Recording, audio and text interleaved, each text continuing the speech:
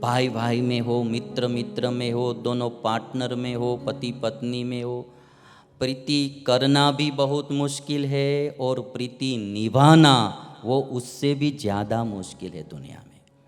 और एक बात हम सबको याद रखना चाहिए, जहाँ प्रीत होती है वहाँ पर्दा नहीं होता है, और जहाँ पर्दा होता है वहाँ प्रीत नहीं होती है। आज जब सती ने थोड़ा पर्दा रख दिया शंकर के साथ, तो प्रीति दोनों की टूट गई। प्रीति निभाना है तो पर्दा नहीं रखना है, और इसीलिए दोहा कहा गया है, प्रीत वहाँ पर्दा नहीं, प्रीत वहाँ पर्दा नहीं, पर्दा वहाँ नहीं प्रीत, प्रीत पर्दा दोनों रखे, वो तो दुश्मन की रीत। प्रीत पर्दा दोनों रखे, वो तो दुश्मन की रीत। कहीं भी हमको शंकर और सती तो दिव्य चेतना है, हमको सिखाने के लिए चरित्र करते हैं। इतनी प्रीति होने पर भी थोड़ा सा ही पर्दा आ गया दोनों के, कपट रखा तो प्रीति टूट गई दोनों की। कहीं भी प्रीति करना है तो पर्दा नहीं रखना है। और एक बात याद रखना कि एक बार जब स्नेह टूट जाता है ना, तो फिर मिलना बहुत मुश्किल होता है।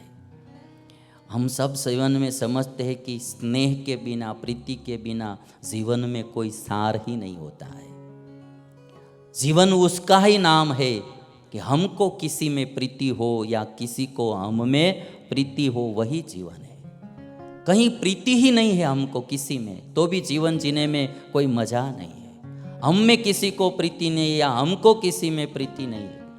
और वो प्रीति भी यदि अच्छे पात्रों में होती है, जैसे भगवान में प्रीति होती है, कोई ऐसे महापुरुष संत में प्रीति होती है, अच्छे माँ बाप में, अच्छे मित्रों में, अच्छे परिवार में प्रीति होती है, तो जीवन आनंदमय बन जाता है। प्रीति जो होती है ना, स्नेह जो होता है हमारे जीवन में, वो खिचड़ी में घी का काम करता है। खिचड़ी में घी डालते हैं ना, दिखता नहीं है, किंतु खिचड़ी का स्वाद बढ़ जाता है। खिचड़ी में घी डालते हैं, दिखता नहीं है कहीं, किंतु स्वाद बढ़ जाता है। जीवन में स्नेह है, प्रीति है, वो घी का काम करती है, दिखता नहीं है, किंतु हमारे जीवन का स्वाद बढ़ जाता है, जीवन हमारा स्वादिष्ट बन जाता है। किंतु एक बात याद रखना, प्रीति और वासना उसमें बहुत व्यत्यास है, वो हम सबको याद रखना चाहिए।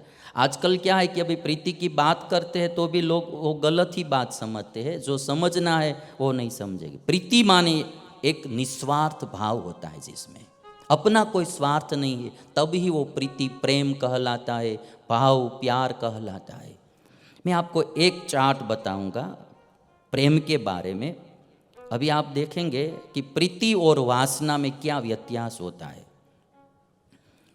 अभी आजकल ज़्यादा लोगों को वासना होती है, मोह जिसको बोलते हैं, अट्रैक्शन बोलते हैं, आसक्ति बोलते हैं, वो ज़्यादा होती है। दोनों की लाइन एक होती है, किंतु दिशा दोनों की अलग होती है, प्रीति की और वासना की।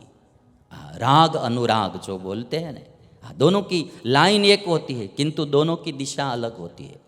कभी आप कंप्यूटर पर काम करते होंगे तो फोटोशॉप आदि कोई सॉफ्टवेयर का यूज़ करते होंगे, तो पता होगा कि वाइट और ब्लैक कलर की लाइन एक ही होती है।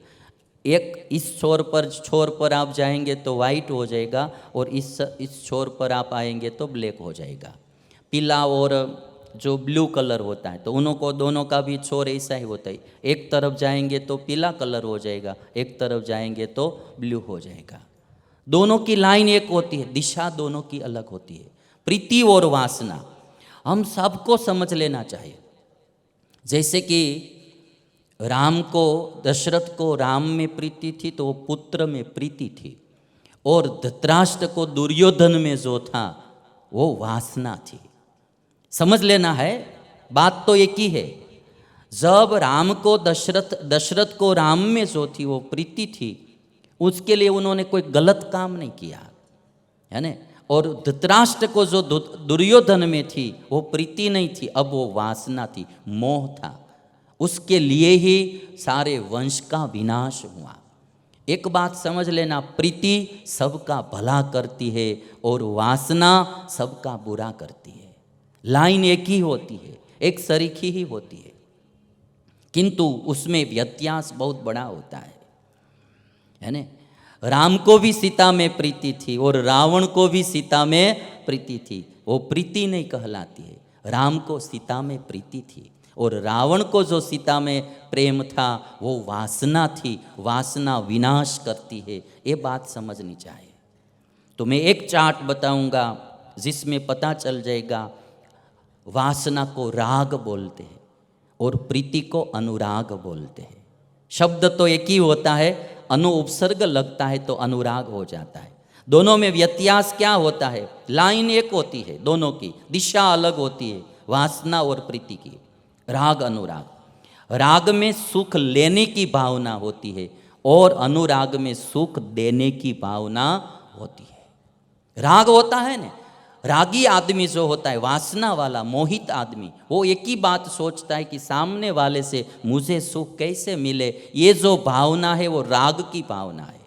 और अनुराग की भावना क्या होती है? मुझसे वो कैसे सुखी हो। उसमें सुख देने की भावना होती है, राग में सुख लेने की भावना होती है। आज मैं समाज का चित्र देखता हूँ, राग वाले बढ़ते जा रहे हैं, अनुराग वाले बहुत घटते जा रहे हैं। जहाँ देखो उधर, जहाँ देखे वहाँ इश्क के बीमार बैठे हैं, तो बीमारी हो जाती है। अभी आप देखेंगे दोनों का व्यत्यास। राग में स्वार्थ होता है, अनुराग में निस्वार्थ होता है, परमार्थ होता है। राग वो धुरा है, गोरा है, और अनुराग है वो बगीचा है। अनुराग है ना वो बगीचा है, वहाँ से भांति भांति के पुष्प खिलते हैं और उसकी सुवास दूर दूर फैलती है, सुगंध फैलती है। और जो राग है वो गोरा, यानी हमारे गुजराती में बोले ना उकड़ो, दुर्गंध ही दुर्गंध आती है उसमें से। वह कचरा कूड़ा जो डालते रहते उसका ढेर हो जाता है। तो राग जो है वो कचरा और कूड़ा का ढेर है, वहाँ से दुर्गंध ही दुर्गंध आएगी। और अनुराग है वो बगीचा है, वहाँ से सुगंध ही सुगंध फैलेगी। हमारे जीवन में भी हमको देखना है, भाई भाई में, पति पत्नी में, सास बहू में, या तो कोई दोनों पार्टनर में, दोनों मित्र में, कहीं भी हमको प्रीति है तो देखना है कि ये प्रीति है या वासना है, अनुराग है या राग है, वो देखना है हम सबको। और राग जो होता है वो बंधन है और जो अनुराग है वो मुक्ति है। राग में बंधन होता है, आदमी चिंतित रहता है। रागी आदमी जिसको कहीं वासना है, मोह है, वो चिंतित रहता है। अभी आपने देखा होगा शंतनु राजा की कथा महाभारत में आती थी, तो सत्यवती में जब उसको राग था तो आप समझ सकते हो, पीले पड़ने लगे, फीके पड़ने लगे, जीवन नीरस होने लगता है, चिंतित होने लगता है। अनुराग में कभी चिंता नहीं होती है, अनुराग में कभी चिंता नहीं होती है। और आप देख सकते हैं कि वो राग ने क्या किया, शंतनु के राग ने। हाँ ठीक है, उन्होंने नहीं किया तो भीष्म ने जाकर प्रतिज्ञा कर ली कि अभी राजा तो सत्यवती का पुत्र ही बनेगा। दूसरों के साथ अन्याय करवाता है राग। अनुराग सबका भला करता है।